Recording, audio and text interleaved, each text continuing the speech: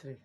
Hello बच्चों। हमने कहा था कि संडे को तुम लोगों को क्या बताएंगे, पूरा 2.5-2 घंटे का एक वीडियो बनाएंगे जिसमें हम पूरा सार समझाएंगे कि हिंदी में क्या कैसे पढ़ना है, कौन कौन सी चीज तैयार करनी है और कुछ टॉपिकों को हमको बिल्कुल सही सही बताना है कौन कौन सी चीजें पढ़नी है। तो हमने जीवन परिचय लिख दिया है। अब आप लोग देखो जीवन परिचय लिखने का पूरा क्राइटेरिया कैसा होता है, मतलब है पूरा देखो कैसे होता है, पहले लिखा कैसे जाता है। पहले तो आपको क्या लिखना होगा, सबसे शुरुआत समझते हैं। संक्षिप्त जीवन परिचय। संक्षिप्त जीवन परिचय का मतलब होता है कि लेखक की महत्वपूर्ण चीजों को दिखाना। ठीक है, तो आप क्या लिखेंगे, सबसे पहले वासुदेव शरण अग्रवाल लिखेंगे। वासुदेव शरण अग्रवाल लिखने के बाद जन्म 1904, जन्म स्थान मेरठ खेड़ा नामक ग्राम में हुआ था। मृत्यु 1967। कृतियां पृथ्वीपुत्र, कल्पलता, कला और संस्कृति, मतलब कृतियां 2-4 तुम लोग याद कर लेना। और उनकी अतिरिक्त उपलब्धियां कि वो कौन क्या थे। आप जानते हो तुम प्रसिद्ध निबंधकार थे, पुरातत्व विभाग में ये विभागाध्यक्ष थे ना, इनकी ये प्रमुख और तथा ये अच्छे खासे निबंध लिखे हैं साहित्य के क्षेत्र में। तो तुम लोग उपलब्धियों में ये सब बातें लिखोगे। इसी तरीके तुमको पद्यांश शैली में जैसे मैथिली शरण गुप्त, जन्म स्थान, जन्म, मृत्यु, कृतियां, उपलब्धियां है और संक्षिप्त परिचय, मतलब कि जब ये लिख दोगे तो टीचर के मन में एक प्रश्न आता है कि बच्चे को पूरा तो पता ही है, तो वो तुम्हारा जो कंटेंट होता है बहुत विस्तृत वो नहीं पढ़ता तुम्हारा ज्यादातर। मतलब एक नजर तो देख लेता है, एक नजर तो जरूर देखता है, मगर पूरा तुम्हारे नंबर यहां से तुम्हारा वो सेट कर देता है कि नंबर तो यहीं से दे देना आपको, क्योंकि बेटा उसको कॉपी बहुत सारी चेक करनी होती है। तो इसका मतलब है कि तुम लोग अगर ये लिखोगे संक्षिप्त परिचय, ठीक है, जीवन परिचय नहीं, संक्षिप्त परिचय पहले लिखोगे। संक्षिप्त परिचय में उनकी महत्वपूर्ण घटनाएं लिखोगे, उसके बाद लिखोगे जीवन परिचय। जीवन परिचय लिखोगे, जीवन परिचय के बाद लास्ट हेडिंग डालोगे। क्या डालोगे लास्ट हेडिंग? महत्वपूर्ण कृतियां हेडिंग होगी या प्रमुख कृतियां। ठीक है, ये हेडिंग लिख के उनकी 4, 5, 6, 7 जो रचनाएं लिख पाना, बहुत अच्छे तरीके लिखना, जिससे कि टीचर जो तुम्हारे 5 नंबर होते हैं वो तुम्हारे पूरे पूरे नंबर दे देता है टीचर। ऐसा नहीं कि जीवन परिचय में नंबर काटता है टीचर, नहीं। जब अच्छा लिखा होता है, कम शब्दों में अच्छी शैली में लिखा हो। अब कहने का मतलब बहुत विस्तृत नहीं लिखना है। मैक्सिमम 1 पेज का आपका क्या होना चाहिए, आपकी जीवन परिचय होनी चाहिए। मैक्सिमम अगर आप लोग बेटा 1 पेज का जीवन परिचय लिखते हैं तो आपको 5 नंबर मैक्सिमम देगा। अगर आप इस टाइप का लिखते हैं, बहुत बच्चे पन्ने पन्ने भरने सोचते हैं, को नहीं डालते, लिखते हैं जीवन परिचय वासुदेव शरण अग्रवाल, बस लिखना प्रारंभ कर देते हैं। वो नहीं होता, वो तो सिर्फ पास भर का तुम करके आ रहे हो, मतलब इसका मतलब होता है तुमको ये सब लिखना है कि वासुदेव शरण अग्रवाल, जन्म, जन्म स्थान, मृत्यु, कृतियां, साहित्यिक उपलब्धियां क्या क्या है उनकी, हैं। जब ये लिखोगे तो टीचर को सब यही पता चल जाएगा। बाकी ये पता ही रहता है टीचर को कि बच्चे को जब ये पता तो अंदर का भी सब कुछ पता ही होगा। तो कहने का मतलब है डरकर नहीं, डटकर काम करो, क्योंकि ये सब चीजें बहुत आसानी से याद की जा सकती हैं। और कहने का मतलब है इसमें मैंने वासुदेव शरण अग्रवाल का लिख दिया है, हजारी प्रसाद द्विवेदी का लिख दिया है और प्रोफेसर जी सुंदर रेड्डी गद्य के। ये 3 टॉपिक तुमको तैयार करने जीवन परिचय के लिए। मतलब कहने मतलब जीवन परिचय बहुत कठिन नहीं होता है, बस जन्म, मृत्यु, पिता, शिक्षा, स्थान, ये कॉमन चीजों पर ध्यान देने वाला होता है। और मैथिली शरण गुप्त पद्यांश में, अयोध्या तुमको पद्यांश, जयशंकर प्रसाद। और एक बार ऊपर ही ऊपर देख लेना, महादेवी वर्मा के बारे में एक बार पढ़ लेना तुम लोग। ठीक है, मेरा कहने का मतलब है कि हो सकता हो कि जयशंकर प्रसाद ना देकर वो महादेवी वर्मा दे सकते हैं। तो कहने का मतलब एक बार देखना, उनकी जीवन परिचय बहुत कठिन नहीं है। मैंने क्या कहा, जीवन परिचय याद नहीं करना होता, समझकर समझना होता है। जितनी महत्वपूर्ण बातें हैं बस इतनी इतनी सबकी याद कर लो हैं। और कहने का मतलब है 2-3 दिन बचा हुआ है, पूरा कंटेंट ऐसे ही जीवन परिचय तुमको सेम लिखना है। कोई उसमें वो नहीं करना है कि नहीं नहीं अभी हम बदलाव करना चाहते, नहीं। जैसे मैंने लिख दिया बस तुमको पेपर में सेम ऐसे लिखना है। और जीवन परिचय को बहुत अच्छे समझिए और गलत को ना लिखना। ठीक है, अभी दूसरा टॉपिक हम समझा रहे हैं। ठीक है बच्चों? हाँ बच्चों, अब जीवन परिचय तो मैंने बता ही दिया है ना तुम लोगों को। जीवन परिचय में कोई डाउट हो कमेंट में बताना तुम लोग।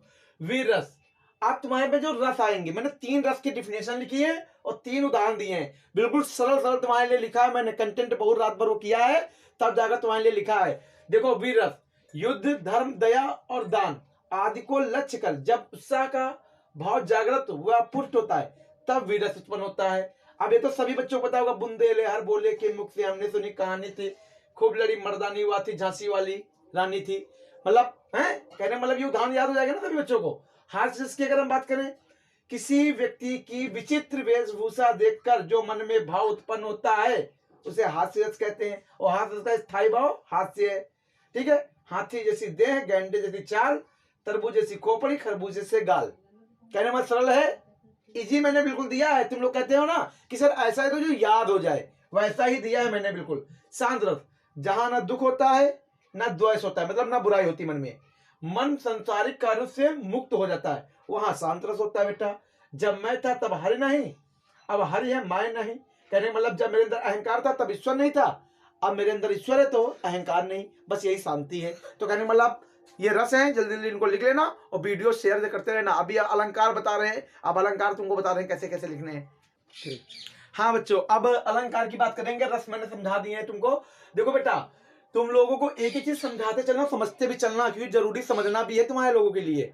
ये नहीं कि तुम लोग ऐसे ही बस लिखते रहना, नहीं, समझते भी चलो। देखो कोई कोई शब्द का मतलब मैं बताऊंगा ना, जैसे अनप्रास अलंकार है, अनप्रास अलंकार है तो कहने का मतलब है अनप्रास अलंकार जहां पर एक ही वर्ण की आवर्ती बार बार हो, मतलब जहां पर एक ही वर्ण की आवर्ती बार बार हो, वहां पर कौन सा अनप्रास अलंकार होता है। जैसे रघुपति राघव राजा राम, रा की क्या आवर्ती बार बार है ना। और जैसे तुमको इससे सरल लिखना है तो तरिन तनुजा तर तमल तरो बहुछाए, तुम ये भी लिख सकते हो ता। अगर इससे सरल चाहिए तो चारू चंद की चंचल किरणें खेल रही हैं जल थल में, चा। तो तुमको जो इजी लग जाए वो आप लिखिएगा। दूसरी बात, यमक अलंकार जब एक ही शब्द की आवर्ती दो बार हो परंतु उनके अर्थ भिन्न भिन्न हो, तो वहां पर यमक अलंकार होता है। जैसे काली घटा का घमंड घटा, समझे मेरी बात।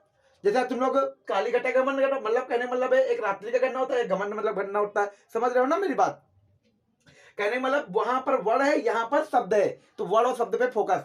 दूसरी बात उत्प्रेक्षा अलंकार, जहां उपमेय में उपमान की संभावना व्यक्त की जाए, जहां उपमेय में उपमान की संभावना व्यक्त की जाए वहां पर उत्प्रेक्षा अलंकार होता है। अब पद्मावती सब सखी बुलाई, जन फुलवारी सबे चली आई। कहने मतलब ये तुमको बहुत इजी मैंने दिया है। बाकी तुम लोगों को अगर याद करना हो तो एक और भी है, देख रूप महामन धीरा, मन हो वीर रस धारे शरीरा। तो कहने का मतलब तुम लोग अगर याद करना तो याद कर लेना उत्प्रेक्षा का। संदेह अलंकार, जब किसी वस्तु में उसी के समान दूसरी वस्तु का संदेह हो किंतु निश्चय आत्मा ज्ञान ना हो सके, वहां पर संदेह अलंकार। जैसे सारी बिच नारी है कि नारी बिच सारी है, सारी की ही नारी है कि नारी ही की सारी है। कहने का मतलब है, तुम जानते हो ये उदाहरण कहां पर दिया गया था, जब द्रौपदी पढ़ोगे तब जान जाओगे वहां पर, ठीक है, क्योंकि द्रौपदी पर ही ये उदाहरण बनाया गया है, तो तुम लोग समझ गए ना, ठीक है। तो तुम लोगों को अलंकार ये नहीं कि आप लोग एक साल लिख लेना, पहले सुनना उसके बाद लिखना। कहने का मतलब मैंने जो मतलब बताया, ठीक है। अब जैसे तुमको समझना है तो बहुत समझ कर वीडियो को बिल्कुल आराम रुक कर देखना, बिल्कुल शांत होकर, जिससे कि तुमको समझ में आ जाए। मैंने बिल्कुल इजी लिखाए हैं, ठीक है। अब देखो तुम लोग जो श्रोठा की बात करते हो बेटा, श्रोठा का मैंने विद्या में तुम लोगों को देखा था, विद्या में जो दिया है उससे इजी कोई भी नहीं है। तो कहने का मतलब है श्रोठा मैं नहीं लिखवाऊंगा, क्योंकि श्रोठा वाला तुमको बिल्कुल क्लियर करके विद्या वाला ही जाना है। और तुमको अगर इससे इजी कहीं मिल जाए तो बेटा लिख लो, क्योंकि मुझे उससे इजी कहीं दिखा नहीं है, उससे इजी मुझे कोई दिखा नहीं है। तो तुम लोग वही पढ़ोगे, पूरा वही पढ़ोगे। अगर किसी के विद्या में चेंज है तो हमें बताए कि वो कौन सा है, वो कमेंट में बता दो तो हम उसको भी बता देंगे कौन सा पढ़ना है। तो कहने का मतलब है इतना पढ़ लीजिए तो आपका ये क्या हो गया, व्याकरण में रस मैंने पढ़ा दिया, छंद पढ़ा दिया, ठीक है। छंद मतलब श्रोठा रोला जो बताया वो छंद है, ठीक है। और जो अलंकार, तो अलंकार क्लियर, रस क्लियर हो गए, जीवन परिचय क्लियर हो गए। अब मैं जो टॉपिक पढ़ाने जा रहा हूं वो तुम्हारा व्याकरण का है कि कौन कौन सी चीजें पढ़ी है, ठीक है। हाँ, तो अब तुम लोगों को हमने क्या क्या पढ़ा दिया है, अलंकार पढ़ा दिए हैं और रस पढ़ा दिए हैं, ठीक है। अरे वो काली घटा का जो घमंड बताया था उसका मतलब मैं बता दे रहा हूं एक बार, क्योंकि तुम लोग उसका मतलब लिख देना। काली घटक घमंड घटा, एक घटक मतलब होता है बादल, ठीक है, एक घटक मतलब होता है कम होना, ठीक है। वो लिख देना तुम लोग, जिससे तुझे जान जाएगा कि हाँ बच्चे ने समझाया अच्छे से। जैसे तुम कनक कनक समझाते हो ना बेटा, कनक कनक, एक का सोना एक का धतूरा, वैसे ही एक घटक मतलब बादल हो जाता है, एक घटक मतलब क्या हो जाता है, कम होना, ठीक है। चलिए हम लोग अब किसी छंद पे बात कर लेंगे, छंद पे। और छंद देख लो मैंने क्या बताया, श्रोठा और दोहा बताए हैं।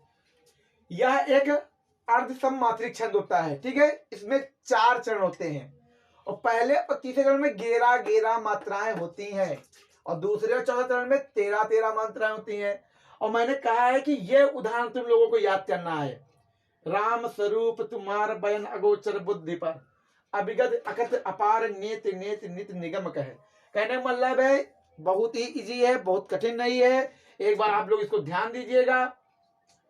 गुरु और लघु चलता है। जितनी हमारी बड़ी मात्राएं होती हैं वो गुरु होती हैं और जितनी छोटी मात्राएं होती हैं वो हमारी लघु होती हैं। और लघु में एक बन जाता है हमारा, मतलब एक को हम मतलब इसको जो पढ़ते हैं वो एक ही पढ़ते हैं और इसको 2 पढ़ते हैं। ये गुरु होता है हमारा हमेशा, ठीक है।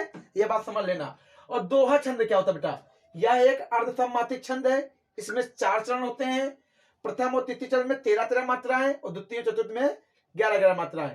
अब ये रहीमन पानी राखिए बिन पानी सब सून, पानी गए न उबरे मोती मानस चून।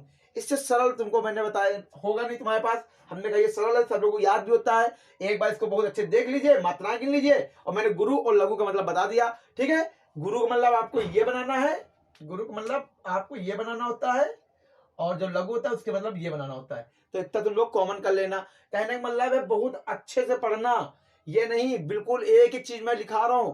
अगर तुमने हमारा वीडियो पूरा देख लिया तो इतना समझ जाओगे कि बोर्ड में इतना तो मैं कह सकता हूं, नहीं 100% तो नहीं आ सकता है ना, पेपर तो देखकर कोई नहीं आया है, मगर इतना कह सकता हूं 85+ ही आएगा, माइनस नहीं आएगा। 85+ मेरा पेपर में तुम्हें दिखेगा, ठीक है। पूरा पेपर तो नहीं दिखेगा मगर 85+ तो जरूर दिख जाएगा, ठीक है। तो कहने मतलब आप इसको बहुत चित करिए। अब हम पूरे व्याकरण के पैटर्न पे आ रहे हैं। तुम्हारे जो तुम्हारी संधि ये सब हैं, अब उनको हम पढ़ाना है और धीरे धीरे सारी चीजों को आपको पढ़ना है। और वीडियो बहुत शेयर करना तुम लोग, क्योंकि हमारी अगर मेहनत है तो आप गुरु दक्षिणा में हमको हम शेयर कर दो, बस यही हमारी गुरु दक्षिणा होगी। कहने का मतलब है कि तुम लोग भाई बहुत सारे मित्र जानते हैं तुम लोगों को हैं। अब कहने का मतलब तुम शेयर कर दोगे तो ये समझना गुरु दक्षिणा है एक तरीके से, ठीक है। तो कहने का मतलब ये समझ में आ गया ना बच्चा? एक बार देख लो पूरा, ठीक है। तो कहने का मतलब है चलिए हम लोग उस पे मिलते हैं नेक्स्ट वीडियो पे ना, नेक्स्ट मतलब टॉपिक पे। हाँ बच्चों, अब हमें क्या पढ़ाना है? संधि विच्छेद और विभक्ति, जिसमें तुम लोग सबसे ज्यादा परेशान होते हो। मैंने ये टोटल तुमको विभक्तियां लिख दी हैं, कौन कौन सी कैसे कैसे पढ़नी है। तुम्हारे पास ऐसे आएंगे, वहां पर कहेंगे संधि विच्छेद क्या होगा, तो तुम लोग देख लो कौन कौन सी इंपॉर्टेंट है। मैंने कोशिश की है कि इतने में से कोई ना कोई पूछी जाएगी, मगर आप लोग चाहना तो थोड़ा पढ़ लेना अलग से भी, मगर मैंने जितनी कोशिश की है लगभग यही है। चाहे तो प्रीवियस पेपर उठा के देख लेना, ज्यादातर यही सब पूछी गई है तुम्हारी संधियां, ज्यादातर जो पूछी गई है आप लोग इस पे फोकस कर लीजिए, हैं। तो कहने का मतलब देख रहे हो इसका मतलब प्रत्युत्तर मतलब प्रत्युत्तर मतलब फोकस कर लो, ऑब्जेक्टिव में ये होगा, ठीक है। और कहने का मतलब ये पवन, इधर पवन है पो प्लस अन। कल मैंने जब लेक्चर दिया था तुमको, लेक्चर दिया था कि नहीं? कल लेक्चर में मैंने बताया था ना तुमको क्या कैसे करना है। अच्छा देखो दिया है नायका नय प्लस अकाह, भाव का भाव प्लस उकाह। मैंने एक सूत्र लिख के दिया था। आज जब रात्रि में हमारी लाइव क्लास होगी तब हम बता देंगे एक बार फिर से कि कैसे कैसे करना है। कहने का मतलब है इस चीज को पूरा देख लो एक बार और पूरा पूरा पढ़ना है, इससे कुछ भी नहीं छोड़ना है तुमको। और शेयर करना बिल्कुल ना भूलना, हम पहले बता चुके हैं कि गुरु दक्षिणा में तुमको ये तो देना ही देना है कि शेयर कर दो। और कहने का मतलब है अब विभक्ति में बात कर लेते हैं। विभक्ति का भी तुमको मैंने नियम बताया था कि जिसमें ए आ जाता है वो हमेशा तुम्हारी चतुर्थ विभक्ति एक वचन होता है। चाहे वो जगते पूछे, चाहे आत्मने पूछे, चाहे सरिते पूछे, चाहे राज्ञे पूछे, कोई भी ए आए बस चतुर्थी विभक्ति एक वचन हमेशा रहेगा तुम्हारा। जैसे बड़ा जगता है या राज्ञा है या आत्मना है, तो कहना मतलब जिसमें आ जाए वो तृतीय व्यक्ति एक वचन हमेशा होगा, ठीक है। तो देख लो जैसे ये ए आया है तो इसमें चतुर्थ व्यक्ति एक वचन है, इसमें सरिते में भी चतुर्थ व्यक्ति एक वचन है ना। और जिसमें ऊ आ जाए वो तुम्हारी हमेशा सप्तमी विभक्ति बहुवचन होती है। देखो इसमें क्या है, सप्तमी विभक्ति बहुवचन है, ऊ है, सप्तमी विभक्ति बहुवचन है, तो आप लोग समझ रहे हैं ना मेरी बात। और जिसमें ओ आ जाए वो तुम्हारा षष्ठी या सप्तमी द्विवचन होता है। आप कहोगे सर इसमें षष्ठी और सप्तमी दोनों लिखो, बेटा ये दोनों ही जो ये शब्द होते हैं ना 2 बार है तुम्हारे द्विवचन में, ठीक है। षष्ठी में भी आत्मनो लिखा है, सप्तमी में भी आत्मनो लिखा है। हो सकता है टीचर तुमको षष्ठी ना लिख के दे, सप्तमी लिख दे, तो तुम लोग कंफ्यूज ना होना। तो इस सप्तमी और षष्ठी दोनों होता है द्विवचन में, ठीक है। नदी नाम मतलब षष्ठी या बहुवचन हमेशा होगा तुम्हारा। सरिता फी आ गया तो तुमको तृतीय वचन एक वचन याद है। और तुमको ई आता है तो सप्तमी एक वचन, ई किसी में भी आ जाए लास्ट में, ठीक है। वो कहने का मतलब तुम्हारा सप्तमी व्यक्ति एक वचन होगा, मतलब अब इतना सारा मैंने तुमको बताया, इतनी सरल भाषा में बताया तुमको पूरा, और लिख भी दिया। ज्यादातर यही तुमसे पूछे जाएंगे, चाहे बोर्ड का पेपर उठा के देखिए तुमको ये दिखेगा, या अपने प्री बोर्ड वाले उठा के देख लीजिए, तुमको इसमें दिखेगा कुछ ना कुछ, जरूर कुछ ना कुछ इतने में तुमको दिखाई देगा। कहने का मतलब है कि मैं तुमको बहुत कम समय में बहुत अच्छी चीजें बता रहा हूँ, अच्छा कंटेंट बता रहा हूँ। कहने का मतलब पुस्तक तो पढ़नी ही पढ़नी है, मगर मेरा कहने का मतलब है कि ये तुमको पेपर के लिए होता है ना कि कुछ इंपॉर्टेंस जो ज्यादातर टीचर पूछता है, तो ये चीजें तुमको बहुत फोकस करनी है। ठीक है बच्चों, तो कहने का मतलब है कि आप लोग इसको खूब पढ़िए, समझिए, और कोशिश करिए कि एक बार हम पूरा रूल जान जाए, नियम क्या होता है। और ऑनलाइन क्लास में हम तुमको बताएंगे कैसे कैसे इन सब चीजों को पढ़ना है। और कहने का मतलब है खूब मेहनत करिए बोर्ड के लिए। ये पूरा वीडियो देखोगे तभी पूरा समझ में आएगा, क्योंकि इसमें पूरा यूपी बोर्ड का पूरा पैटर्न मैं बता रहा हूँ, क्या कैसे आ रहा है और क्या इंपॉर्टेंट है वो भी लिख रहा हूँ। पूरी मेहनत कर रहा हूँ बेटा आप लोगों के लिए, और आप लोग भी जी जान से इसको शेयर करिए, खूब पढ़िए। हम तो कहते हैं खूब उन्नति प्रगति करिए, मगर इनको बहुत कोशिश करिए कि बहुत ज्यादा तरीके से अच्छे पढ़ के जाइए, जितना मैंने लिखाया है। ठीक है, अब हम तुमको सदयुग वाक्यांश के लिए पढ़ाने जा रहे हैं, ठीक है, उसको भी कोशिश करिए। हाँ बच्चों, अब हम क्या बताएंगे तुम लोगों को, सद्म, युग्म और अनेक अर्थी शब्द।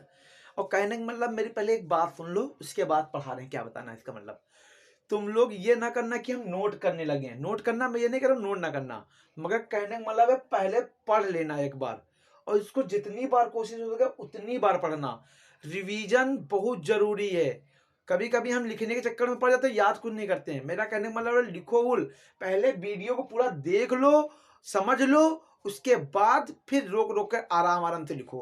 कहने का मतलब ये बात मेरी ध्यान रखना, कहने का मतलब मैं तुम्हारे अच्छे के लिए समझा रहा हूं। ठीक है, तो अब हम चलिए सद्मयुग पे पहले हम देख लेते हैं। दिख रहा है ना, देखो सद्मयुग की हम बात कर रहे हैं, जो तुम्हारे लिए महत्वपूर्ण सद्मयुग है मैंने वही लिखे हैं ज्यादातर। ठीक है, एक बार मैंने कहा किताब से सभी लोग देख लेना, मगर जो मैंने महत्वपूर्ण लिखे हैं पेपर से तुम लोग यही देख के जाना। ठीक है, ये तो पेपर के लिए है। अनल अनिल, अग्नि वायु, प्रसाद और प्रसाद, कृपा महल, पुरुष परुष मतलब क्या होता है, आदमी कठोर, कपट कपाट, और कपट मतलब तुम जानते हो छल होता है, कपाट मतलब दरवाजा, कहते नहीं कपाट बंद हो गए होंगे अब। अभिराम, अभिराम मतलब राम भगवान बहुत सुंदर थे, हैं तो सुंदर हो गया। अविराम मतलब लगातार, कहते हैं एक मतलब होता है विराम रुक जाना, एक मतलब अविराम लगातार चलते रहो। अंबुज अम्बुद, जिसमें जा आ जाए वो तुम्हारा कमल आला हरदम हो जाता है, और जिसमें दा आ जाए वो बादल हो जाता है। तो अंबुज और अम्बुज का क्या होता है, कमल और बादल। देखो जला जाया है और दा इसमें भी है, जा इसमें भी है, वही होगा कमल और बादल। मैंने ये रूल तुमको बताया है। अब कपिस और कपीस, मटमैला और सुग्रीव, कपीस तो कब सुग्रीव तुमको पता है। तरुणी तरुणी है, सूर्य युवती, तो कहने मतलब स्त्री भी हो जाता है, कभी कभी युवती नहीं लिखते स्त्री लिख देते हैं, तो कहने मतलब समझ लेना। ठीक है तुम लोग, वारिद और वरिद, बादल और समुद्र, बिल्कुल कॉमन समझना। क्योंकि क्यों अगर बादल आया है, क्योंकि मैंने कहा जिसमें धा आता है लास्ट में, ये दा दा जो तुम्हारा दा लास्ट में आता है वो बादल का हो जाता है हमेशा। तो मैंने ये कॉमन तुमको याद करने की ट्रिक बताई है, जिसमें लास्ट में ये आ जाए दा आपका, वो बादल का पर्यायवाची हो जाता है एक तरीके से। ठीक है, पर्याय, तो ये समझ में बादल और समुद्र। कृपण और कृपाण मतलब कंजूस और कटार, भवन मतलब घर होता है, भुवन मतलब संसार होता है, नियत और नियति, नियत मतलब तो निश्चित होता है ना, और नियति मतलब भाग्य। ठीक है, तो ये तुमको पढ़ना बहुत अच्छे तरीके है। समझ में आया है? तो कहने मतलब समझ में आ गया। अनेक आर्थिक शब्दों पर आइए आप लोग। अर्थ का मिस क्या होता है, धन और व्याख्या। अर्थ मिस क्या होता है, काढ़ा और सूर्य। अंक मिस क्या होता है, संख्या और भाग्य। अनल मिस क्या होता है बेटा, अग्नि, 3 की संख्या। कल मतलब क्या होता है, आने वाला दिन, बीता हुआ दिन, मशीन भी कहते हैं। कवि, ऋषि शुक्र, ऋषि शुक्र। कपि मतलब बंदर और सूर्य। कनक मतलब क्या होता है, सोना और धतूरा, ये तो पता है।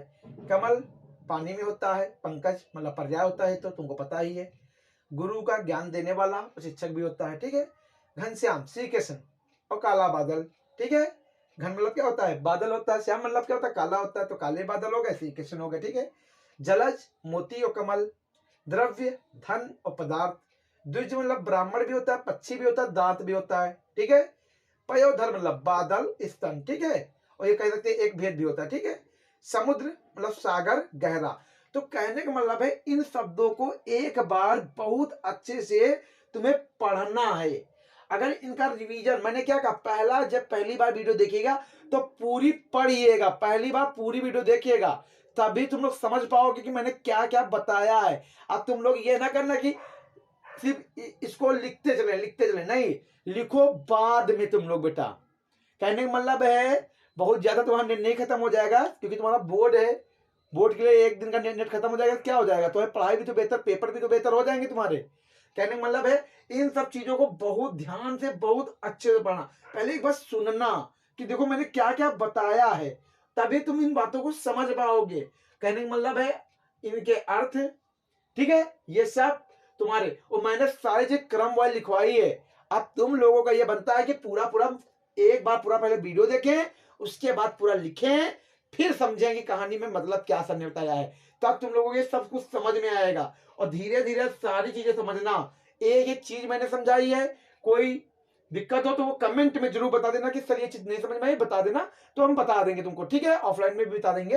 तो कहने मतलब इतनी सारी चीजें तुमको समझनी ही समझनी है, पूरी मेहनत चाहिए, क्योंकि हमें पता है कि आपको परसेंटेज अच्छा लाना है या हिंदी में मार्क्स अच्छे लाने हैं, तो आप पूरा देखिएगा ये, तब तुम लोग समझ जाओगे कि हाँ बोर्ड के लिए मेरा बहुत कुछ तैयार हो रहा है। और कहने का मतलब है 2-3 दिन में परीक्षा के बच्चे हैं, बहुत कोशिश करिए।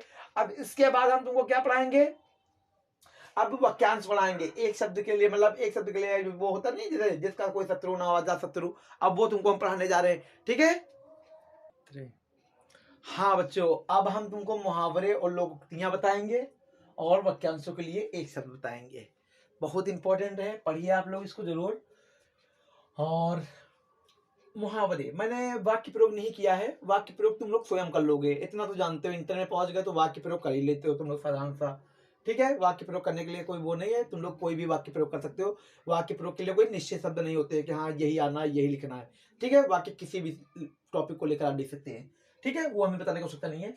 अपना उल्लू सीधा करना, स्वार्थ सिद्ध करना। और वैसे एक चीज बता दे रहा हूं, जरूरी नहीं है कि ये आ जाए, क्योंकि मुहावरे बहुत होते हैं, टीचर कभी कभी बहुत अलग हटकर दे देता है, तो कहने का मतलब मैंने एक बता दिया है कि ये पढ़ जरूर लेना एक बार, बाकी एक बार मुहावरे तुम लोग कर लोगे, मुहावरे में कोई समस्या नहीं होगी तुम लोगों को। अपना उल्लू सीधा करना, स्वार्थ सिद्ध करना। आस्तीन का सांप, विश्वासघाती मित्र। ईद का चांद होना, बहुत दिनों बाद दिखाई देना। ऊंट के मुंह में जीरा, अति अल्प साधन। गले का हार होना, बहुत प्रिय होना। एक पंथ दो काज, एक प्रत्यय से दोहरा लाभ मतलब होता है बेटा। अधजल गगरी छलकत जाए, कम होने पर अधिक का दिखावा करना। आम गुठलियों के दाम, दोहरा लाभ प्राप्त करना, ठीक है। तो कहने का मतलब है ये तुम्हारे मुहावरे और लोकोक्तियों का मतलब मैंने बताया है, ठीक है। समझ में आ रहा है ना, पूरी मेहनत कर रहा हूं तुम्हारे लोगों के लिए, इतना समझ लेना, मैंने मेहनत की है तो मेहनत का फल मुझे देना जरूर तुम लोग, कहने का मतलब है। चलिए वाक्यांशों पे बात करते हैं ना। जहां जाया ना जा सके उसके लिए एक शब्द अगम। जिसका कहीं भी अंत ना हो उसके लिए क्या है, अनंत बेटा। जिसको कोई जीत ना सके, अजेय। जिसे जाना ना जा सके, आगे। जिसकी उपमा ना जा सके, अनुपम। बहुत कम बोलने वाला, अल्पभाषी बेटा। बहुत ज्यादा बोलने वाला, बहुत ज्यादा बोलने वाला, वचाल। जो कहा ना जा सके, अकथनीय। उपकार को मानने वाला, कृतज्ञ। उपकार को ना मानने वाला, कृतघ्न। जिसका कोई शत्रु ना हो, अजाशत्रु। जिसकी पत्नी मर गई हो उसको विधुर कहते हैं। तो कहने का मतलब है, जो मैंने ये पूरे मतलब समझा दिए हैं व्याकरण में। अब मैं तुमको जो समझाऊंगा वो शुद्ध अशुद्ध मतलब समझाऊंगा कि कैसे कैसे कौन कौन से ज्यादातर आ जाएंगे, और पत्र, तो तुम्हारी व्याकरण का शेड्यूल पूरा हो जाएगा। अब तुम लोगों के लिए जो हम लाएंगे उसके बाद अब उसमें देखो। और हाँ, जो तुमको चैप्टर की बात है, कहानियां भी हम पढ़ा देंगे तुम लोगों को, कहानियां बता देंगे, ठीक है, कैसे कैसे कहानी के सारांश एक बार पुनः स्मरण कर देंगे। और जो तुम्हारा वो चैप्टर है बेटा, उसमें चैप्टर के नाम बताएंगे कौन कौन से पढ़ लो। देखो व्याख्या तो हम वो कर नहीं सकते हैं कि एक्सप्लेन कर दे बहुत जल्दी जल्दी, तो कहने का मतलब है व्याख्या के हम चैप्टर बता देंगे कौन कौन से ज्यादातर पढ़ लो, ठीक है। बल्कि एक बार तुमको सभी चैप्टर के नाम याद होने चाहिए, जो तुम्हारे लिए बहुत जरूरी है, चैप्टर के नाम याद होना बहुत जरूरी है। चलिए हम ज्यादा समय व्यतीत न करते हुए तुम लोगों को वो शुद्ध अशुद्ध पढ़ाने है ना, तो चलिए शुद्ध अशुद्ध पढ़िए आकर ना, जल्दी पढ़ो। हाँ, अब बच्चों शुद्ध अशुद्ध की मैंने बात की है, ठीक है। और पत्र लिखने का सही तरीका क्या है, कई बच्चे पत्र नहीं लिख पाते हैं, कह रहे थे सर पत्र बता दीजिए कैसे कैसे लिखते हैं, तो चलिए हम बताते हैं तुमको कैसे क्या पढ़ना है। इसमें हमने जो शुद्ध अशुद्ध है केवल शुद्ध लिख दिए हैं, और जहां पे रेड ये है वो हमको बताना है कि कौन कौन सी चीजें कैसे कैसे तुमको करनी है।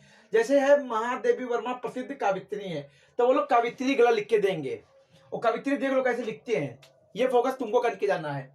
गोदान प्रेमचंद का प्रसिद्ध उपन्यास है, वो यहाँ पर की लिख देंगे, वो यहाँ पर की लिख देते हैं, ठीक है, पढ़ना है। साहित्य और जीवन का घनिष्ठ संबंध है, वो घनिष्ठ का घोर लिख देते हैं, ठीक है। इस चीज को कॉमन रखना तुम लोग, नहीं बाद में कंफ्यूज तुम लोग हो जाओगे।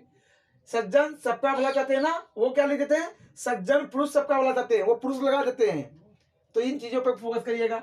अब जैसे गुलाब लाल रंग का होता है, ये तो पता है, वो लोग कहते हैं गुलाब का फूल लाल रंग का होता है, तो तुमको हटाना है ये शब्द, ठीक है। आपका भविष्य उज्जवल हो, वो लोग उज्जवल में गलती करते हैं, वो लोग उज्जवल लिख देते हैं, तुम लोग फोकस कर लेना, जल्दबाजी में ना करना। उसे मृत्युदंड मिला, आप कहते हैं ये तो शुद्ध है, उसमें क्या लिखते हैं, उसे मृत्युदंड मिलना चाहिए, तो वो गलत होता है, ठीक है। महात्मा गांधी देश के पूंजनीय नेता होते हैं, और यहां पर वो लोग पूंजी लिख देते हैं, जब आधा कर देते हैं या लगा देते हैं, ठीक है, ये गलत है, ये सही है तुम्हारा। मैंने रामायण की टीका पढ़ी, आप कहने मतलब मैंने रामायण की टीका पढ़ी, ये शुद्ध है। डाल पर चिड़िया बैठी है, डाल वो लोग क्या लिखते हैं, डाल में चिड़िया बैठी है, तो कहने मतलब क्या है, डाल पर चिड़िया बैठी है। प्रज्ञा गुणवती स्त्री है, और वो लोग क्या लिखते हैं, प्रज्ञा गुणवान स्त्री है, तुम लोग कहते हो हाँ गुणवान तो है ही है, तो कंफ्यूज हो जाते हो। तो देख लो, वह कुर्सी पर बैठा है, उसमें क्या लिखते हैं, वह कुर्सी में बैठा है, तो मैं हटाना पड़ता है, ठीक है, वह कुर्सी पर बैठा है। भाषण सुनने अनेक लोग आए, वहां पर क्या लिखा होता है, भाषण सुनने अनेकों लोग आए। भारत समृद्ध देश है, और वहां क्या लिखते हैं, भारत समृद्धशाली देश है, तो तुम लोग कहते हो समृद्धशाली है ही अपना भारत, कहने का मतलब है भारत समृद्ध देश है। तो कहने का मतलब ये शुद्ध शुद्ध हैं जो मैंने बताए हैं, एक बार आप लोग पढ़ लीजिएगा, बहुत फोकस करिएगा, मैंने सारी चीजें रिवीजन कर दी हैं। और कहने का मतलब जो पत्र लिखने का जो तुम्हारे सही तरीका है, जो पत्र लिखने का तुम्हारा, देखो जैसे ऋणी प्राप्ति पर आया है भारतीय स्टेट बैंक पर, आपको आवेदन पत्र लिखना है, तो क्या लिखोगे, सेवा में प्रबंधक भारतीय स्टेट बैंक मेरठ, विषय ऋणी प्राप्ति हेतु आवेदन पत्र। महोदया पूरा लिखोगे, एक बायोडाटा, वे आप आबसा। और अगर आपका आता है मच्छरों का बढ़ता प्रकोप पर, अगर आपको आता है, ठीक है, मोहल्ले में बढ़ता मच्छरों का प्रकोप, तो आप भी सेम ऐसे ही लिखेंगे, बस यहाँ पे क्या लिखेंगे, सेवा में स्वास्थ्य अधिकारी बरेली नगर निगम, विषय क्या है, मच्छरों का बढ़ता प्रकोप। महोदया आज स्वास्थ्य अधिकारी को पूरा लिखे, नगर निगम को पूरा पत्र लिखना होगा, ठीक है। तो कहने का मतलब है इतना सारा बायोडाटा मैंने तुमको बताया है। अब कहने का मतलब है तुम्हारी व्याकरण का जो पैटर्न है पूरा खत्म हो चुका है। कहने का मतलब इतनी मेहनत के बाद तुम्हारा व्याकरण पैटर्न खत्म हुआ है, और कहने का मतलब जीवन परिचय मैं बता चुका हूं कैसे लिखना है। अब तुम्हारा जो पैटर्न बचा हुआ है वो है कहानी, सत्य की जीत, और व्याख्या और संस्कृत। और कहने का मतलब मैं एक चीज बता दे रहा हूं बेटा ना, तुमको पहले समझा देना, चैप्टरों के हम नाम बताएंगे कौन कौन से पढ़िएगा। कहने का मतलब है अब इतना तो 1 घंटे 1.5 घंटे की वीडियो में इतना सा तो वो दे ही दिए हैं तुमको, बड़ी बड़ी बातें। अब कहने वाला चैप्टर तुम पढ़ लेना, चैप्टर हम बता देंगे कौन कौन से ज्यादातर पढ़ लो, उन पर ज्यादा फोकस कर लेना, बाकी मैंने पूरा समझाया तुम लोगों को। अब कहने का मतलब है अब क्या हम पढ़ाने जा रहे हैं, अब तुमको हम पढ़ाएंगे, अब महत्वपूर्ण पहले चैप्टर बता दें कौन कौन से चैप्टर है महत्वपूर्ण, चैप्टर बता दें, उसके बाद कहानी सुनाएंगे 2, उसके बाद सत्यजीत द्रौपदी सुनाएंगे, बस उसके बाद तुम्हारी क्लासेस, और पूरे 1 घंटे के अंतराल की वीडियो में पूरा संपूर्ण हिंदी हो जाएगा है। तो कहने का मतलब बहुत कम शब्दों में बहुत कम समय में तुमको इतना ज्यादा शायद ही कोई वीडियो में मिल पाए, बहुत ही मुश्किल में कोई पूरा कंटेंट दे पाएगा, और मैंने पूरी वही कंटेंट तुमको 1 घंटे की वीडियो में देखी है। कहने का मतलब शेयर करना बिल्कुल मत भूलना, मेरी मेहनत है, 2.5 घंटे हो गए मुझे वीडियो बनाते बनाते, मगर मोबाइल में क्या है इतना कम समय, हमने कहा बच्चों को ऐसा बताओ जो कम समय में ज्यादा पढ़ जाए। अब कहने का मतलब है थोड़ी तो तुम लोग हेल्प करोगे ना, हैं। चलिए ठीक है, हम बताने चल रहे हैं दूसरा वीडियो। चलिए बच्चों, अब हमने कहा था चैप्टर पे बात करेंगे, व्याकरण पैटर्न तो खत्म हो गया तुम लोगों का। तुम लोगों के लिए अब क्या है, हिंदी व्याख्या के लिए महत्वपूर्ण पाठ। सबसे पहले बात देखो क्या क्या है, श्लोक, गद्य, पद, संस्कृत। गद्य शैली के लिए तुम्हारे इंपॉर्टेंट कौन कौन से हैं, राष्ट्र का स्वरूप, अशोक के फूल, भाषा और आधुनिकता। जो व्याख्या के लिए पॉइंट पढ़िए क्या लिखा है, ठीक है, राष्ट्र का स्वरूप, अशोक के फूल, भाषा और आधुनिकता। पद शैली के लिए पवनदूत का, नौका विहार, केकई का अनुताप और अभिनव मनुष्य। श्रद्धा मनु मैंने नहीं दिया है, ज्यादा मुझे चांसेस नहीं दिख रहे हैं तो इसलिए नहीं दिया है। और तुम लोग करना तो ये बचा पढ़ लेना, मैं ये बात जरूर कह दे रहा हूँ, ठीक है। कहने मतलब जो मुझे इंपॉर्टेंट लगा वो मैंने लिखा दिया है, श्रद्धा मनु। वैसे जतन का अच्छा चैप्टर है, तुम लोग चाहना तो एक बार देख लेना, ठीक है, एक बार देख लेना बस अच्छे से। संस्कृत में, संस्कृत भाषा महत्तम, जातक कथा, महामना मौलवी। श्लोक में तुमको पता है सुभाष रत्नानी है सुभाष रत्नानी।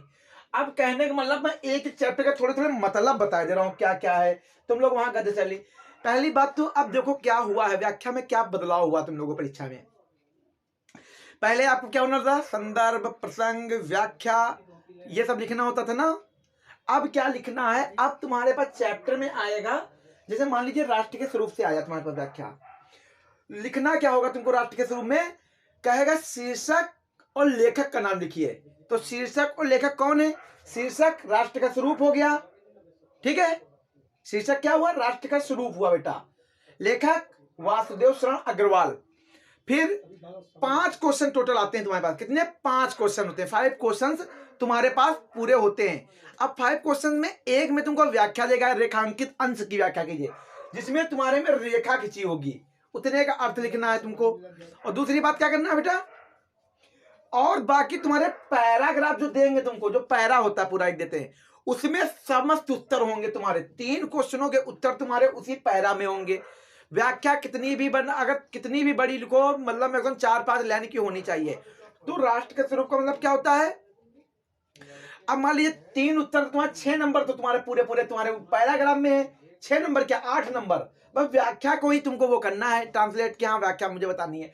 तो राष्ट्र के स्वरूप में डॉक्टर वासुदेव अग्रवाल ने ये समझाया है कि राष्ट्र का जो निर्माण होता है वो किससे होता है, भूमि, जन, संस्कृति, इन तीनों से मिलकर क्या बनता है, राष्ट्र का निर्माण होता है। देवों ने अनंत काल से, भूमि का निर्माण कब हुआ है इसका किसी को नहीं पता है, अनंत काल से है। कहने का मतलब है क्या है इसमें जो व्याख्या, तो कहने मतलब इसमें राष्ट्र के निर्माण के बारे में बताया गया है कि राष्ट्र का जो स्वरूप बनता है बेटा, उसमें क्या होता है कि भूमि और जन, संस्कृति, पृथ्वी हमारी माता है, मैं उसका पुत्र हूं। तो कहने का मतलब क्या है, यह पृथ्वी क्या है, समस्त क्या है, समस्त पुरुषों की जननी, मतलब समस्त चीजों की जननी है। पृथ्वी को हम माँ कहते हैं, माँ की संज्ञा दिए हुए ना पृथ्वी को, तो क्या है वो हमारी माता है, मैं उसका पुत्र हूं। कहने का मतलब हमें अपनी माता की रक्षा और सुरक्षा करनी चाहिए और अपनी माता को मजबूत करना चाहिए। तो इसमें भूमि के बारे में बताया गया कि हमें अपनी भूमि पर कितना सचेत रहना चाहिए। जिस तरह समस्त नदियां एक जगह से ना होकर अलग अलग धाराओं से बहकर निकलती हैं मगर सागर में जाके मिलती हैं, ठीक उसी तरीके इस भूमि ने अमूल निधियों को जन्म दिया है। समस्त सभी मानव का कर्म बनता है कि हम लोग अपनी मातृभूमि की सेवा करें। कहने का मतलब ये राष्ट्र के शुरू में यही चर्चा की गई है। कहने का मतलब आप लोगों को मैं मोटी मोटी बात बता रहा हूँ, व्याख्या एक एक करके तो नहीं पढ़ा सकता, मगर चैप्टर मैंने बता दिया है तुमको कैसे करना है, और व्याख्या भी मैंने बता दिया कैसे कैसे करना है। अशोक के फूल, ये ललित निबंध है। अशोक के फूल कैसा है, ललित निबंध है। और कहने का मतलब है इसमें अशोक के फूल को लेकर बात चर्चा की गई है। ये हिमालय पर मिलने वाला पुष्प है। और दूसरी बात, ये कैसे संस्कृति से गायब हुआ है उसके बारे में पूरा बताया गया है कि अशोक के फूल में क्या क्या है उसकी कार। आप कहने मतलब है, कहते हैं कि दुनिया बड़ी भुलक्कड़ है, बहुत बार इसी से पैदा से आती है। या वो वाला आता है, एक और है मनोहर वृक्ष करके है, एक आता है अशोक का वृक्ष बहुत ही मनोहर है, वो वाला आता है। एक व्याख्या तुम्हारे में बहुत ज्यादा। और कहने मतलब एक व्याख्या है, रविन्द्रनाथ टैगोर ने भारत को महामानव समुद्र कहा है। बहुत इंपॉर्टेंट, वेरी वेरी इंपॉर्टेंट मैं कहूंगा। दुनिया बहुत भुलक्कड़ है, ये वाली बहुत पढ़िए आप। रविन्द्रनाथ टैगोर जी ने भारत को महामानव समुद्र कहा है, ये वाली पढ़िए। अशोक का वृक्ष बहुत ही मनोहर है। तो कहने मतलब ये शायद क्वेश्चन बैंक में नहीं होगी, मैं किताब में होगी। और मैं ये कह जरूर रहा हूँ कि आप लोग एक बार किताब के चैप्टर को पूरा पढ़ ले, जरूर पढ़ लें, कोशिश करके पढ़ लें। अभी भी 3-4 दिन है आपके पास। अगर एक दिन रख लो कि शायद चैप्टर में पढ़ लूँ, सिर्फ एक दिन बस, तो तुम लोग सारी कहानी समझ जाओगे कि मुझे लिखना क्या है। और मैंने बताया कौन कौन सी व्याख्या है। तो कहने मतलब भाषा और आधुनिकता, प्रोफेसर जी सुंदर रेड्डी बहुत ही बड़े लेखक है, हिंदी साहित्य के, भाषा को लेकर लिखते हैं, खासकर दक्षिण भारत के रहने वाले हैं और दक्षिण भारत की तरफ से लिखा हुआ है इनका। अब कहने मतलब क्या, भाषा और आधुनिकता। भाषा का आधुनिकता में क्या परिवर्तन है। चैप्टर से ही समझ में आ रहा है कि भाषा का आधुनिकता में क्या परिवर्तन है। इसमें भाषा को लेकर लिखा है। जैसे तुम्हारे में कहते नहीं, भाषा स्वयं संस्कृति का एक अटूट अंग है। बहुत बार ये बहुत बार व्याख्या पूछी गई है पेपर में कि भाषा संस्कृति का एक अटूट अंग है? भाषा के बिना संस्कृति चल ही कहाँ सकती है, क्योंकि क्या है, भाषा हमारी एक संस्कृति होती है, हमारी एक पहचान होती है। बिना भाषा के हम क्या है, कुछ भी तो नहीं है।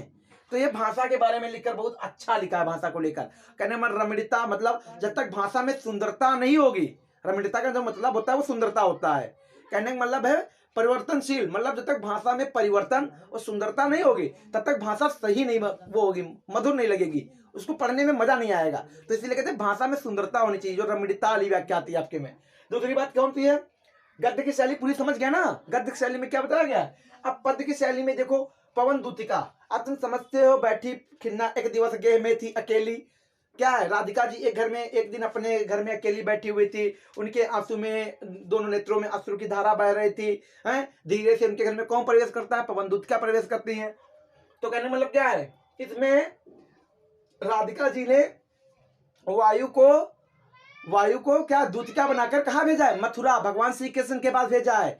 पूरी कहानी इसी पे आधारित है कि पवन दूतिका जब रास्ते से जाती हैं तो उनको रास्ते में कौन कौन मिलता है और इनको क्या क्या कार्य करने पड़ते हैं, पूरी कहानी बताई गई है। कहीं किसानों को वो कर रहे हैं, यानी किसानी की थकान को मिटाते हैं किसान की, कहीं छाया द्वारा तृप्त करते हैं भूतांगना पृथ्वी को। तो कहने का मतलब इसके बारे में। नौका विहार सुमित्रानंदम पंत प्रकृति के सुकुमार कवि कहलाते हैं। पहली बात तो समझ लो, प्रकृति के सुकुमार कवि। तो कहने मतलब नौका विहार, मतलब लेखक यहाँ पर रात्रि के समय में जब गंगा की नदी किनारे पहुंचता है तो वो शांत माहौल को जब देखते हैं तो वो नौका विहार करते हैं।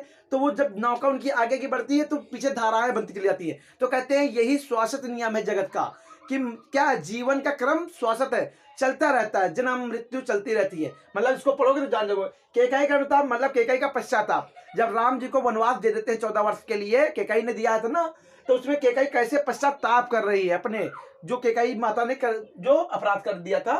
कहने मतलब केकई ने कहा नहीं था कि जो मुझसे अपराध हुआ वो कितना बड़ा हुआ है? तो कहने मतलब इसमें पश्चाताप करके दिखाया गया है। अभिनव मनुष्य, मतलब विज्ञान को लेकर रामधारी दिनकर लिखते हैं, राष्ट्रीय कवि है ना बेटा ये। अभिनव मनुष्य कहने का मतलब है केकई के अनुताप मिथिलेश गुप्ता है ना बेटा, अभिनव मनुष्य रामधारी दिनकर का। इसमें मनुष्य सचेत किया है मनुष्य को, किसके प्रति, विज्ञान के प्रति। कहते हैं वो विज्ञान तलवार रूपी है। अभी हम लोग बच्चे हैं, हम लोग विज्ञान का मतलब नहीं जानते हैं कि विज्ञान से क्या क्या हानियां हैं। इसको आप लोग जब पढ़ेंगे तो बहुत अच्छे से, कि विज्ञान के माध्यम से आज मनुष्य सब पर विजय पा रहा है। मतलब हर चीज पर, क्या पृथ्वी के अंतरिक्ष सब तक मनुष्य जा रहा है। मतलब उसके हाथ में बिजली वायु सब बंद गया है। जब ये व्याख्या पढ़ोगे तो तुमको सावधान मनुष्य विज्ञान है तलवार अली, जब ये पढ़ोगे तब मिल जाएगा। और संस्कृत भाषा महत्तम में, संस्कृत भाषा महत्तम पढ़ते हो बेटा, संस्कृत भाषा महत्तम। अब तुम्हारा गद्य खत्म हो गया, पद्य खत्म हो गया, संस्कृत की बात कर रहे हैं बेटा। संस्कृत में भाषा महत्तम की बात जो चलती है, इसमें संस्कृत भाषा महत्तम के बारे में बताया गया कि संस्कृत का साहित्य कितना सरल और सहज है, कितना मधुर है, उस समय प्राचीन है। कहने का मतलब है कितना आदि कवि है, वाल्मीकि, महर्षि व्यास, कितने कवियों ने इसको श्रेष्ठ बनाया है, अपने आचार विचार, आज भी इसका दीप प्रज्वलित है संस्कृत का। कहने का मतलब इसके बारे में बताया गया। जातक कथा में उल्लुक जातकम की कथा है, नृत्य जातकम की, मतलब मयूर हंस जब वो होता है उसमें आती। ये जातक कथा में होता क्या बेटा है, जातक कथा में ये बताया गया है कि भाई जिस तरीके पुरुषों में राजा होता है, एक सुलक्षण गुणों से युक्त राजा पुरुष होता है, पशुओं में सिंह राजा है। तो कहने का मतलब है अब सब में, जब मछलियों में मत्स्य मछली, आनंद मछली राजा है, तो पक्षियों में कोई राजा नहीं होता। तो पक्षीगढ़ हिमालय पर्वत के पर आते हैं, सभी पक्षीगढ़ उतरते हैं, वहां पर पक्षी को राजा बनाया जाता है, जिसमें हंस को राजा बनाया जाता है। उसकी कहानी है, पढ़ लेना, वो अच्छी है। महामना मौलवी जी के बारे में बताया गया, तो साफ साफ तुमको बता दिया है। ठीक है, अब इस श्लोक की बात करें तो सुभाषित रत्नान तुम्हारा सबसे चैप्टर, मजबूत चैप्टर कहा गया है, जिसके 7 नंबर से तुम्हारे बिल्कुल बंधे हैं। कहने का मतलब अगर श्लोक पढ़ लोगे, बहुत छोटे छोटे इसके श्लोक हैं, बहुत कठिन श्लोक नहीं है, एक बार पढ़ लोगे तो ऑटोमेटिक याद हो जाएंगे तुम लोगों को। तो कहने का मतलब है कि मैंने पूरा एक पैटर्न बताया है। सुभाष रत्नानी मतलब होता है सुंदर सूक्तियां, सुंदर ऐसे श्लोक जो हमको प्रेरित करें, हमें अच्छा बनाए, ऐसे श्लोक में दिए गए हैं। तो कहना, जैसे कह रहे हैं ना चौर्य हारम ना भ्रात भाजम, जैसे कहते हैं ना कि बुद्धि ना चोर चुरा सकता है, ना भाई बांट सकता है। तो कहने मतलब क्या है, ऐसे ही श्लोक पढ़ना। काव्य शास्त्र विनोद काले, मतलब बुद्धिमानों का समय, जिसमें बताया गया है कि बुद्धिमानों का समय किसमें, काव्य शास्त्र में बीतता है, मूर्खों का समय लड़ाई झगड़े सोने निद्रा में बीतता है। तो कहने का मतलब विद्या विवादाय मदाय धन सकते हैं, ये वाला श्लोक है ना, हम आधे से शब्दों की लाइन बोल रहे हैं, तुमको मतलब बता देने। कहने का मतलब कहते हैं दुष्ट की विद्या विवाद के लिए, धन घमंड के लिए, शक्ति दूसरों को पीड़ित करने के लिए होती है।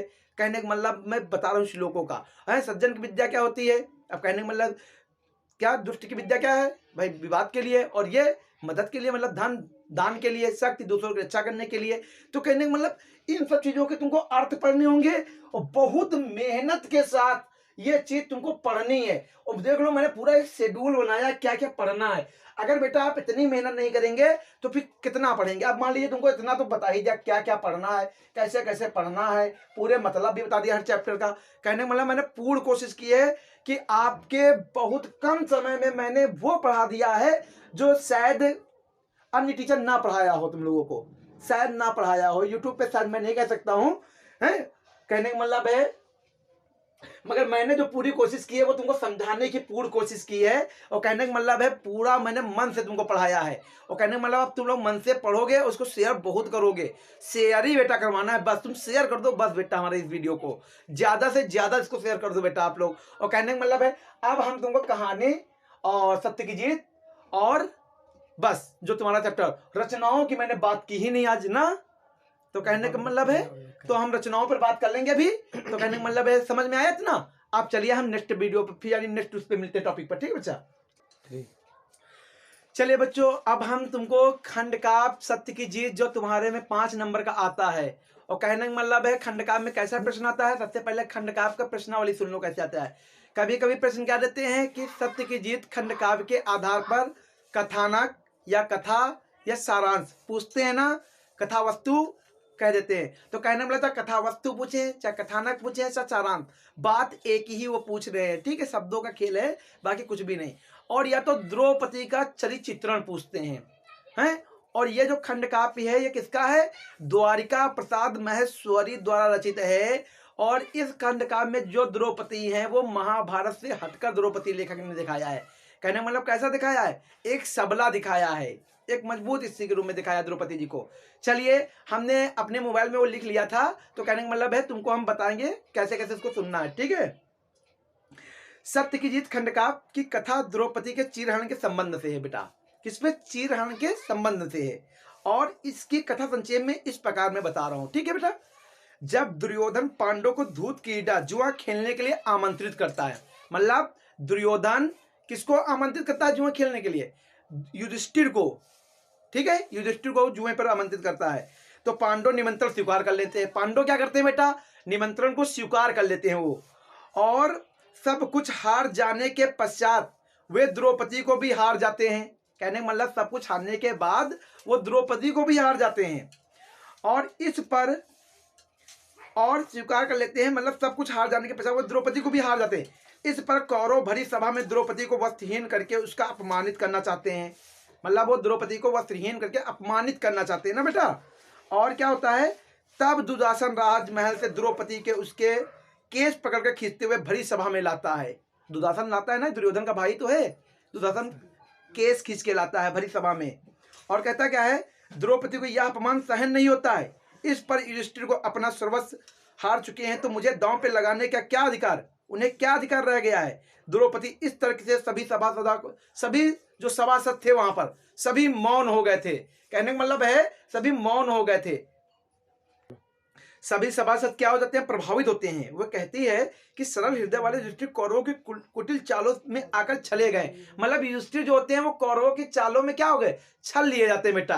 कहने का मतलब है युधिष्ठिर को छला जाता है। और फिर क्या होते हैं भाई उसके साथ, मतलब इस तरह से छले गए जब दुशासन चीरहरण के लिए द्रौपदी का चीर खींचने के लिए हाथ आगे बढ़ाता है तो द्रौपदी रुद्र रूप धारण कर लेती है। उसके रुद्र रूप को देखकर दुशासन उनके वस्त्र को खींचने में स्वयं को असमर्थ पाता है, मतलब स्वयं असमर्थ हो जाता है। और कहने का मतलब ये वो द्रौपदी नहीं है अबला, ये सबला है। मैंने क्या कहा, लेखक ने इनको अलग रूप में दिखाया है, यहाँ पर उन्होंने सबला के रूप में दिखाया है। दुशासन उनके वस्त्र खींचने में स्वयं को असमर्थ पाता है। सभी सभासद कौरव की निंदा और द्रौपदी के न्यायपूर्ण का पक्ष समर्थन करते हैं। मतलब सभी जो बुद्धिमान जन वहां बैठे होते हैं, विद्वान लोग हैं, गुरु द्रोणाचार्य धृतराष्ट्र बैठे होते हैं, सभी निंदा करते हैं कौरवों की, मतलब सभी निंदा करते हैं और किसका समर्थन करते हैं? द्रौपदी का वो सभी समर्थन करते हैं। वे कहते हैं पांडवों के होते हुए इस अन्याय को रोका नहीं गया तो इसका परिणाम बहुत बुरा होगा। अंत में धृतराष्ट्र उठते हैं, द्रौपदी को सत्य, न्यायप्रिय और धर्मनिष्ठा नारी कहते हैं। कहते हैं दुर्योधन को पांडवों को मुक्त करने और राज लौटाने का आदेश देते हैं। वे पांडवों की कल्याण कामना करते हैं, द्रौपदी के विचारों को उचित ठहराते हुए। तो यह कहा जा सकता है कि वहां पर द्रौपदी को उचित ठहराया कि द्रौपदी जो कह रही है वो बिल्कुल सत्य कह रही है, मतलब वो धर्म, न्याय, अहिंसा की बात करती है और सभी विद्वान जन इस बात को जान जाते हैं कि हाँ, तो वो यानी धृतराष्ट्र कहते क्या है कि हाँ, जो कौरवों ने जीता वो वापस लौटा दो। कहने का मतलब पूरी महाभारत में द्रौपदी को मुख्य पात्र, मतलब मुख्य चरित्र के रूप में लेखक ने दर्शाया है और एक सबला रूप में दिखाया है, एक ओजस्विनी और एक सत्यप्रिय नारी के रूप में दिखाया है। और कहने का मतलब है, और ये इसलिए लेखक ने इतने विस्तार, इतने कम शब्दों में इतनी अच्छी बात से इसलिए बताया है कि ये आज की नारी को लेकर लिखा गया, मतलब एक तरीके से उन्होंने आज की नारी के को लेकर लिखा गया है। कहने का मतलब है, वो कहती है ये शब्द कि मेरा अपमान मतलब समस्त नारी जाति का अपमान, और मैं नारी जाति का अपमान सह नहीं सकती हूँ। ये बात द्रौपदी स्वयं कहती है। तो कहने का मतलब है, ये एक कथानक और सारांश कम शब्दों में मैंने तुमको बहुत अच्छी तरीके बता दिया है। अब बच्चों, अगर आप लोग चाहें तो वहां कथानक या कथावस्तु या सारांश कुछ भी लिख सकते हैं, और द्रौपदी का जो चित्रण है उसको आप लोग एक बार अच्छे से पढ़ लीजिए। तो कहने का मतलब मैंने सारांश के रूप में बता दिया है, ठीक है। आप कहने का मतलब है, आप पंचलाइट कहानी में पढ़ा दूंगा तुम लोगों को, और बहादुर कहानी, और इस तरह से तुम्हारा पूरा पूरा एक हिंदी में का पूरा पूरा वीडियो हो जाएगा। और कहने का मतलब है, तो आप लोगों को अब नेक्स्ट वीडियो की कहानी हम तुमको बताने जा रहे हैं, ठीक है। चलिए, हाँ बच्चों, अब हमें पंचलाइट कहानी पढ़ानी है जो तुम लोगों में चैप्टर में लगी हुई है। 5 नंबर की यह कहानी है और तुमको बहुत ही सरल शब्दों में मैं अपने तरीके से बताऊंगा। पंचलाइट जो फरीश्वरनाथ रेणु की कहानी है। कहने का मतलब है, आंचलिक कहानी वो कहानी होती है जिसमें किसी एक गांव पिछड़े हुए दिखाया जाए, अशिक्षित लोगों को दिखाया जाता है। तो महतो टोली के लोग होते हैं, उसमें महतो टोली के लोग होते हैं जो अशिक्षित और अनपढ़ एक तरीके से होते हैं। और कहने का मतलब है, वो रामनवमी के मेले में पेट्रोमैक्स खरीदते हैं, मतलब पंचलाइट खरीदते हैं वो लोग, और सभी चंदा लगाकर वो पेट्रोमैक्स खरीदते हैं वो लोग। और मेले में उस चंदे की सामग्री खरीदते हैं, जो पैसे बचते हैं वो पूजा की सामग्री उससे खरीद लेते हैं वो लोग। अब होता क्या है कि पंच लोग, सरदार लोग सब मिलकर भाई पूजा भजन कीर्तन की तैयारी करने लग जाते हैं। भजन कीर्तन की क्या करते हैं, तैयारी करने लग जाते हैं। सभी के चेहरे पे मुस्कान थी, एक नई उमंग थी कि कोई चीज आई है, वो गांव वालों के लिए बिल्कुल नई थी। और पहली बार अशिक्षित थे और पिछड़े हुए वर्ग के थे, कहने में पिछड़े हुए प्रदर्शी के थे। तो कहने का मतलब है कि उन्होंने पंचलाइट को लिए तो लिया, अब जलाना कैसे है। अब समस्या उठी कि भाई पंचलाइट जलाएगी कैसे कोई, क्योंकि उन गांव वालों के लिए बिल्कुल नई चीज थी और पिछड़े हुए थे। तो कहने का मतलब है, अब उसी गांव में एक गोधन नाम का लड़का रहता था, और कहने का मतलब है सरदारों ने उसको गांव से बाहर कर दिया था। अभी बताएंगे क्यों बाहर कर दिया था। कहने का मतलब है, अब मैं भाई सभी पंच के चेहरे पर उदासी आ गई, जितनी खुशी थी उतनी उदासी चेहरे पर आ गई। सभी लोगों ने पंचायत बैठा ली। अब मैं जो मुनरी होती है, मुनरी कौन होती है, गोधन की प्रेमिका होती है। मुनरी ये बात अपनी सहेली कनेली को बताती है, कनेली जाकर पंचों को ये बात बता देती है। और जब पंचों की ये बात पहुंच जाती गाने में, तो वो कहते हैं क्यों ना भाई गोधन को बुलाया जाए। और गोधन को गांव वाले इसलिए बाहर कर दिए गए थे क्योंकि वो मुन्नी से प्रेम करता था। जब भी उसके घर के आगे से निकलता था तो सिनेमा का गाना गाने लग जाता था। तो ये गुलरी काकी ने जाकर ये शिकायत पंचों से कर दी। पंचों ने उसका हुक्का पानी बंद कर दिया, गांव से बाहर कर दिया। अब भैया उसको बुलाने के लिए बुलाया गया, वो आया तो नहीं, मगर मुनरी जब बुलाने गई तो भाई आए, क्योंकि वो प्रेमिका थी। आ गया भैया गोधन। अब जब गोधन आया तो उसने भाई मिट्टी का तेल मांगा एक तरीके से, तो भाई मिट्टी का तेल था नहीं, वैसे होना चाहिए तो वहां पर है, मगर लेखक ने अलग चीज बताई है, मिट्टी का तेल नहीं था वहां पर। तो कहने मतलब उसने कहा अच्छा नारियल का तेल होगा, तो भाई नारियल का तेल मांगा गया तो अब मिल गया। और नारियल के तेल से उसने बड़ी मुश्किल से जलाया, पंचलाइट जल गई। सभी के चेहरे पे एक नई उमंग, सभी भजन कीर्तन, भगवान की पूजा पाठ हुआ, सभी भजन कीर्तन करने लग गए और सभी सरदार खुश हो गए। कहा जाओ गोधन तुम्हारे साथों खून माफ, अब खूब गाओ सिनेमा का गाना। और इस तरह मुन्नरी की माँ गुलरी काकी ने उसको रात्रि में भोजन के लिए बुलाया। तो कहने का मतलब ये एक साधारण अशिक्षित लोगों की कहानी थी, जिसमें पंच लेखक ने बहुत ही मर्म रूप से एक अच्छी कहानी का दिखाया कि देखो कैसे लोग होते हैं, उनका जनजीवन कैसा होता है। तो कहने का मतलब कहानी कैसी लगी, अच्छी लगी होगी। अब बहादुर कहानी पर भी चर्चा कर लेते हैं इसी तरह ना। चलिए अब बहादुर कहानी पे चर्चा कर लेते हैं। बहादुर कहानी अमरकांत जी की है और कहने का मतलब है इसमें एक बहादुर नाम का एक नेपाली लड़का होता है, मतलब कहने का मतलब नेपाली लड़का होता है। तो कहने का मतलब होता क्या है कि वो नेपाली लड़का के जो पिता होते हैं वो शायद एक युद्ध में शहीद हो जाते हैं। तो कहने का मतलब और अभी उसकी उम्र भी नहीं है, 12 या 14 साल का लड़का है बहादुर। और कहने का मतलब होता क्या है, उसकी माँ उस पर बहुत अत्याचार करती है, मारती है, कूटती है, काम करवाती है। तो इसलिए वो क्या होता है, घर घर छोड़ के भाग जाता है और घर छोड़कर वो एक शहर चला जाता है। शहर में उसको निर्मला नाम की एक स्त्री मिलती है और वो उसको, क्योंकि उसको नौकर की बहुत आवश्यकता होती है, क्योंकि उसका घर बहुत बड़ा है, फैमिली बहुत बड़ी है, काम बहुत करना पड़ता है, उसको नौकर की आवश्यकता थी। तो वो उसको अपने घर ले आती है। निर्मला उससे काम बहुत करवाती है, मतलब मगर एक बच्चे के तरीके पालती है वो, जैसे अपने बच्चे को खाना देती है वैसे देती, मतलब एक बेटे की तरह उसको पालती है। मगर धीरे धीरे समय बदलता गया और उसके साथ दुर्व्यवहार होने लगा। अब बहादुर शांत बैठा रहता था, दुखी होकर बैठा रहता था। कहने का मतलब वो दिन भर काम करता था और कभी कभी वो गर्मियों के दिनों में छत पे गाना गाया करता था, गुनगुनाया करता था। क्यों? क्योंकि वो पहाड़ी था तो पहाड़ी गीत गाया करता था। तो कहने का मतलब है एक समय ऐसा भी आया कि बहादुर पर चोरी का इल्जाम लग जाता है। भाई नातेदार आते हैं उसके घर में, निर्मला के घर में। तो होता क्या है कि उस पर 2 रुपए का इल्जाम लग जाता है, 11 या 2 रुपए का इल्जाम लग जाता है। तो उसको बहुत धमकाते हैं कि पुलिस से पकड़वा देंगे, नहीं जल्दी लेता हो। तो वो जब कहते हो, मगर बहादुर के अंदर एक कहानी क्या है, वो स्वाभिमानी है बहुत, और लेखक ने स्वयं को बताया है बहादुर यहाँ पर, ठीक है। और ये लेखक की पत्नी है निर्मला जी। कहने का मतलब एक अपने को पात्र बांध के रखा गया है। तो वो भाई निर्मला वो ये अपमान सह नहीं सकता है, वो भाग जाता है और भाग जाता है। अब निर्मला उसको बहुत ढूंढती हैं, वो मिलता नहीं है। कहें काम पर नहीं आया तो मतलब उनको चिंता हुई कि अरे बहादुर कहाँ गया, अगर बहादुर कहीं चला गया तो ये काम कौन करेगा इतना सारा पूरे घर का, हैं? अभी तो आराम से आराम कर रहे थे, अब टेंशन, अब बहादुर आया नहीं। अब निर्मला को पुनः उसी तरह पोछा झाड़ू करना पड़ रहा, थकी जा रही। अब उनको दुख भी होता है कि बहादुर चला गया, अब सारा काम मुझे करना पड़ जाता है। बाद में उनको यह भी पता चल जाता है कि वो रुपया नहीं चुराता है। तो एक बाल मर्म कहानी दिखाई गई है, एक बाल बच्चे की दिखाई गई बोध है कहानी। तो कहने का मतलब है ये तुम्हारी कहानियां हैं जिनका मैंने सारांश बहुत कम शब्दों में बहुत जल्दी बताया है। कहने का मतलब है एक बार चाहे तो आप लोग किताब से पढ़ लीजिएगा। कहने का मतलब है कि मैंने पूरा पढ़ाया है हिंदी, सिर्फ रचनाएं अगर हम छोड़ दें। तो कहने का मतलब है कि हमारे रचनाओं के वीडियो अलग अलग पड़े हुए हैं, आप लोग उनमें देख लीजिए। मेरा कहने का मतलब है रचनाएं उनमें जरूर पढ़िए और कोशिश रहेगी तो आज लाइव में हम रचनाएं आपको बोल बोल के लिखवा देंगे, तो तुम लोग लिख लेना। वैसे और ऑफलाइन वाले बच्चों ने, हमारे कोचिंग वाले बच्चों ने तो लिख ही लिया है। कहने का मतलब है जो अदर बच्चे हैं वो अगर कमेंट में लिखेंगे तो हम उनके लिए एक पर्सनल वीडियो कल बना देंगे। अगर आज वो कमेंट में हमको लिख के देंगे तो हम कल वीडियो उनके बच्चों के लिए जरूर बना देंगे। और कहने का मतलब है मैंने पूरा सार बताया है, पूरी मेहनत नितिन सर ने की है, हमने की है। जितना भी लिखा है नितिन सर ने लिखा है। कहने का मतलब मैंने नहीं लिखा है, मैंने सिर्फ कंटेंट तैयार कर दिया था, लिखा उन्होंने है। कहने का मतलब है लिखाई का श्रेय उनको दीजिए, बोलने का श्रेय मुझे दीजिए। तो कहने का मतलब है मैंने पूरी मेहनत की है। और कहने का मतलब ये तुम्हारी जो क्लास का नाम है ये बसंत क्लास है और सरस्वती माता के दिन चल रहे हैं। कहने का मतलब है ये बसंत क्लास को आप लोग बहुत शेयर करिएगा और ज्यादा से ज्यादा कमेंट शेयर, और गुरु दक्षिणा में आप इस वीडियो को शेयर कर दीजिए, यही मेरी गुरु दक्षिणा होगी। कहने का मतलब है बहुत मेहनत की है मैंने, कहने का मतलब बहुत मेहनत की है।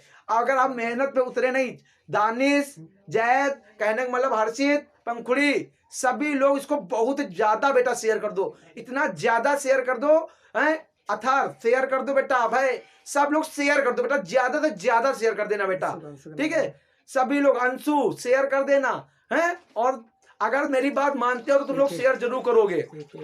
एके, साहिल, सोनाली, मतलब सभी लोग शेयर करना। मेरा कहने का मतलब है संजना शेयर कर देना। कहने का मतलब बहुत मेहनत करना, तो मतलब मेरा कहने का मतलब बहुत कोशिश रहना, ठीक है। और इस वीडियो को ज्यादा से ज्यादा अपने फ्रेंडों में सब में शेयर कर देना, एके, ठीक है। तो कहने का मतलब इतना, जैसी क्लास लगे उसको आप लोग कमेंट में बताइएगा। क्लास मैंने पूरी मेहनत की है, अब तुम लोगों के मेहनत करने का पूरा है कि आप लोग 2-3 दिन में अगर ये वीडियो पूरा कंप्लीट कर लें, बहुत कम शब्दों में बहुत कम समय में मैंने तुमको बताया है। और कहने का मतलब मेरी भी परीक्षाएं हैं, मगर मैंने तुम्हारी परीक्षा को ध्यान में रखकर हुए अपना समय मैंने नहीं पढ़ा, मगर तुम्हारे लिए पढ़ाया है। तो कहने का मतलब थोड़ा ध्यान में रखते हुए बहुत मेहनत करिए, ठीक है। आज के लिए इतना, जैसा वीडियो लगे उसको शेयर कमेंट में बताइएगा, ठीक है बेटा। बाल को अधिक से अधिक शेयर कर देना और इस वीडियो को बनाने में आपको लग रहा है कि 1 घंटा लगा है? नहीं बेटा, इसको बनाने में लगे हैं पूरे 3 से साढ़े 4 घंटे लगे लगभग हम लोगों के एक जगह खड़े तो कहने का मतलब है बहुत मेहनत करो। हम चाहते हैं कि तुम लोग इतना शेयर कर दो कि ये वीडियो हमारी शेयर हो जाए, मेहनत सफल हो जाए बेटा हमारी। और हम ये भी कह सकते हैं कि तुम्हारी मेहनत, इसी जितना कंटेंट मैंने पढ़ाया है लगभग पेपर में तुमको दिखाई देगा, क्योंकि 7 साल से पढ़ा रहा हूं तो इतना तो मुझे पता है कि टीचर पेपर में क्या देता है, क्योंकि एक टीचर ही पेपर बनाता है, कोई बाहर से नहीं आकर बनाता है। तो कहने का मतलब है कि आप लोग बहुत पढ़िए, बहुत मेहनत करिए, ठीक है। और ये राइटिंग तो नितिन सर की है, तुम लोग जानते तो है। और राइटिंग का मतलब हमारी राइटिंग चीटी है, एक चीटा है, ठीक है। हाँ, हमारी दादी भी बताती है ना, हमारी दादी की भाषा में एक बैल है तो एक क्या है वो बाद में पूछना हमसे। तो कहने का मतलब इतना है, ठीक है, आज इतना ही।